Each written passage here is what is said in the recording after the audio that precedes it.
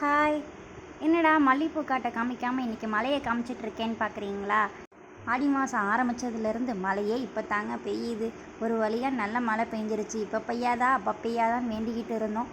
ஒரு வழியாக பெஞ்சிருச்சு. வாங்க மல்லிகைப்பூ தோட்டத்துக்கே போகலாம். இன்றைக்கி ஒரு முக்கியமான விஷயத்த தாங்க உங்களுக்கு சொல்ல போகிறேன்.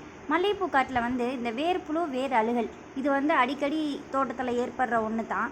இது நம்ம எப்படி கட்டுப்படுத்துறது, இது என்ன பண்ணால் சரியாகும் அப்படிங்கிறத நான் காமிக்க போகிறேன். மல்லிகைப்பூ செடி ஃபஸ்ட்டு போக போக பார்த்திங்கன்னா க்ரீனிஷாக இருக்கிறது ஒரு எல்லோ கலர் மாதிரி ஆக ஆரம்பிச்சிடும்.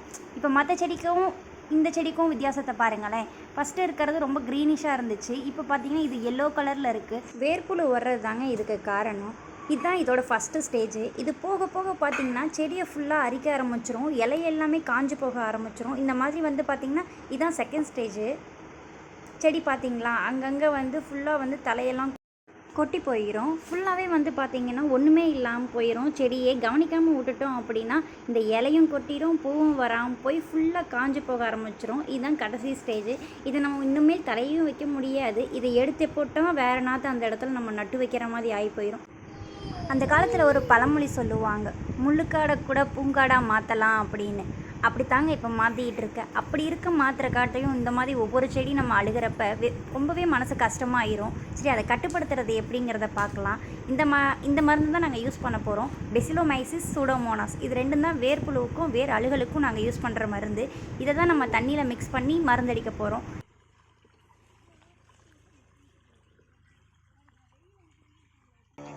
நம்ம காட்டணும் இல்லையா, அந்த சூடோமோனாஸ் பாக்கெட்டை கொஞ்சம் கொஞ்சமாக வாளியில் கலந்து வச்சுக்கிட்டு அதை மிஷினில் கொஞ்சம் கொஞ்சமாக மிக்ஸ் பண்ணி ஊற்றணும். ஃபஸ்ட்டு மிஷினுக்கு தண்ணி விட்டுறணும். மோட்டர் ஆன் பண்ணிக்கிட்டு மிஷினை தண்ணி விட்டுறோம். அப்புறம் அதை கலக்கி எடுத்து வச்சுக்கிட்டு நம்ம கொஞ்சம் கொஞ்சமாக எடுத்து அந்த மிஷினுக்கு அளவாக ஊற்றணும். அப்படின்னா உள்ளே ஒன்றுன்னா ஸ்ப்ரெட் ஆக ஆரம்பிச்சிடும்.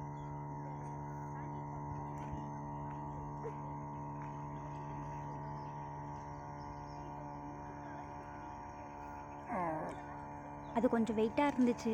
இப்போ கொஞ்சம் கொஞ்சம் மழை வந்துட்டுருக்கனால மல்லிகைப்பூக்குன்னு தனியாக தண்ணி எடுத்து விட்டு பண்ணுறதை விட நம்ம உரம் விடுறும் போதோ இல்லை இந்த மாதிரி வேர்ப்புழுவுக்கு மருந்து விடும் போதோ நம்ம அதுலேயே தண்ணி எடுத்து விடுறப்பயே அதுலேயே கலந்து விட்டுட்டோம் அப்படின்னா தண்ணி எடுத்து விட்ட மாதிரியும் இருக்கும், நம்ம மருந்து ஊற்றுன மாதிரியும் இருக்கும். ஸோ நாங்கள் மருந்து ஊற்றுறது எப்போயே தண்ணி எடுத்து விட்டுறதும் ரெண்டும் சேர்ந்து ஒரே டைம்லேயே பண்ணிட்டோம். ஏன்னா அப்பப்போ இப்போ தான் மழை வந்திருக்குது, அதனால வேர்ப்புழுவுக்கு மருந்து ஊற்றணுங்கிறனால தான் தண்ணி எடுத்து விடுறோம்.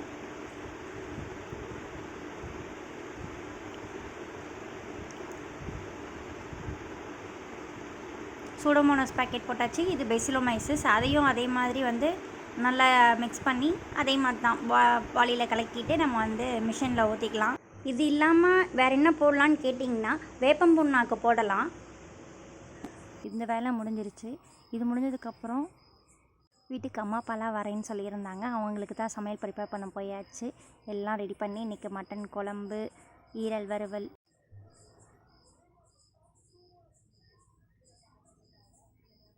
அப்புறம் ரத்த பொரியல், இந்த 3 ரெசிபி தான் இன்றைக்கி செஞ்சுருந்தேன்.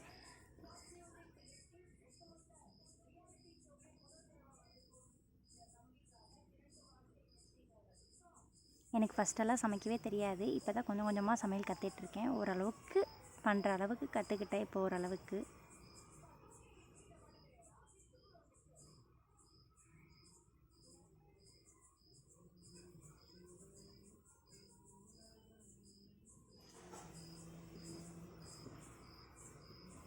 சாப்பாடை பார்க்கும்போதே ஆசையாக இருந்துச்சு. காலையில் அவ்வளோ வேலை செஞ்சுட்டு நம்ம மட்டன் குழம்பு ஒரு பொடி தான் பிடிச்சாச்சு. நிஜமாலுமே எல்லாருமே டேஸ்ட் நல்லாயிருக்குன்னு தான் சொன்னாங்க.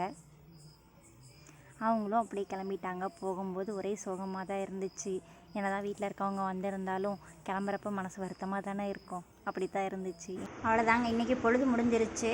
நாளைக்கு இது இப்போ விட்டு 2 டேஸ்க்கு அப்புறம் நாங்கள் மறுபடியும் மல்லிகைப்பூ காட்டுக்கு உரம் விடுறதுக்காக தான் இப்போ போயிட்டுருக்கு.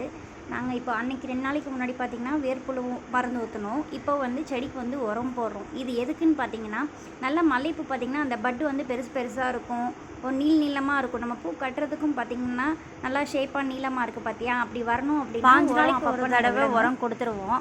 அப்போ தான் செடி பார்த்திங்கன்னா சீக்கிரம் பெருசாகும், பூவெல்லாம் மொட்டு வைக்க ஆரம்பிக்கும். அதனால உரம் மறக்காமல் கொடுத்துருவோம் 5 நாளைக்கு ஒரு தடவை.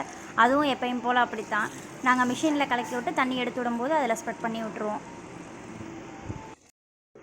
தலைச்சத்து, மணிச்சத்து, சாம்பல் சத்து, அதோட நுண்ணூட்ட உரமும் நம்ம கொடுக்கணும். அதை கொடுத்தா தான் கண்டிப்பாக மகசூல் அதிகமாக கிடைக்கும். இப்போ ஆவணி மாதம் ஆரம்பித்ததுனால முகூர்த்தம் நிறையா இருக்கும். இப்போ நமக்கு பூ நிறையா எடுத்தால் தான் நமக்கு கொஞ்சமாவது லாபம் கிடைக்கும். இந்த டைமில் நம்ம உரம் போடுறத கரெக்டாக நுண்ணூட்ட உரமும் சேர்த்து கொடுத்துட்டோம் அப்படின்னா நமக்கும் மகசூல் நிறையா கிடைக்கும், பூவும் நிறையா வைக்கும். ஆக்சுவலாக 2 பாத்தியாக பிரிச்சிருக்கோம். ஒரு பக்கம் 300 செடி, அந்த பக்கம் 300 செடி இருக்குது. இப்போ ஃபஸ்ட்டு குட்டை எல்லாமே தண்ணியெல்லாம் பாஞ்சிருச்சு, உரம் போட்டாச்சு.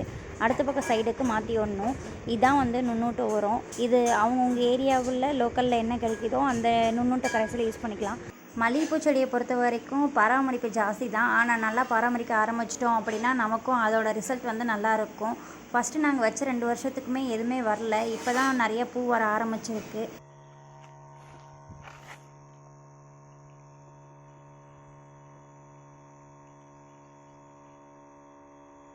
பூ பார்த்தீங்கன்னா தெரியும். இப்போ இந்த செடியில் எவ்வளோ மொட்டு வச்சுருக்குன்னு பாருங்கள். மழை வந்துருச்சு, அதனால் அப்படியே சைட் பை சைட் வெள்ளை சோளமும் போட்டு விட்டுறலாம். மாட்டுக்கு தீவனம் ஆயிக்கும்.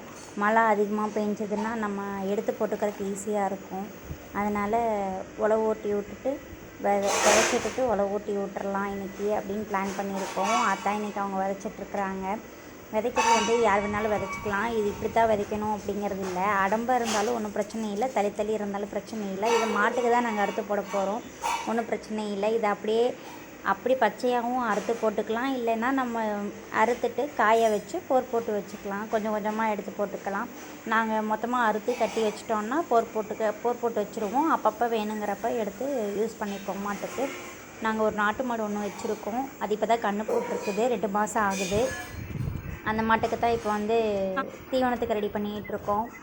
மழை வந்ததுனால தான் தீவனம் போட்டு ரெடி பண்ணிடலாம் அப்படின்னு இந்த பிளான் அப்படியே சைட் பை சைடாக இப்போ மத்தியானத்துக்கு மேலே யோசிச்சு திடீர்னு யோசிச்சு போட்ட பிளான் தான் இது. அந்த பிளானும் போயிட்டுருக்கு, டிராக்டர் ஓடிட்டுருக்கு.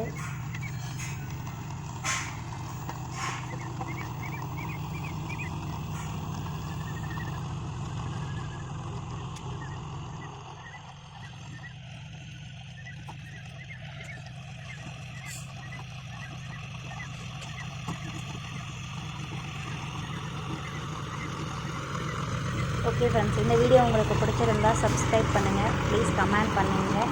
தேங்க்யூ ஃபார் வாட்சிங்.